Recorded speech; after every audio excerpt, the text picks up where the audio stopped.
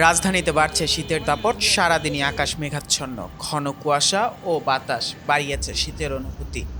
রাতে আরও জেঁকে বসবে শীত।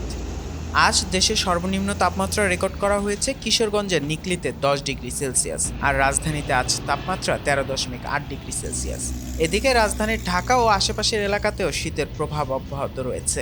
সোমবার সকাল 7টা থেকে পরবর্তী 6 ঘন্টার পূর্বাভাসে বলা হয়েছে সারা দেশে আকাশ অস্থায়ীভাবে আংশিক মেঘলা থাকতে পারে এবং আবহাওয়া শুষ্ক থাকবে। মধ্যরাত থেকে সকাল পর্যন্ত দেশের বিভিন্ন স্থানে মাঝারি থেকে ঘন কুয়াশা পড়ার সম্ভাবনা রয়েছে, যা কোথাও কোথাও দুপুর পর্যন্ত স্থায়ী হতে পারে।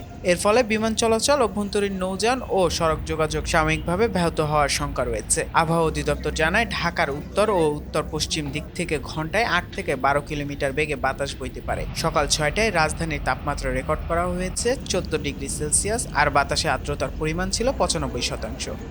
আবহাওয়া অধিদপ্তরের সূত্র জানায়, আগামী আরও 2 দিন অন্তত এমন কুয়াশা থাকতে পারে। এরপর তা কেটে যেতে পারে কিছুটা, তখন শীতের প্রকোপও খানিকটা কমতে পারে। গতকাল থেকে আজকের তাপমাত্রা খুব বেশি হেরফের হয়নি, আগামী 2 দিনও পরিস্থিতি এমনই থাকতে পারে। নিউজ ডেস্ক, চেষ্টা টিভি।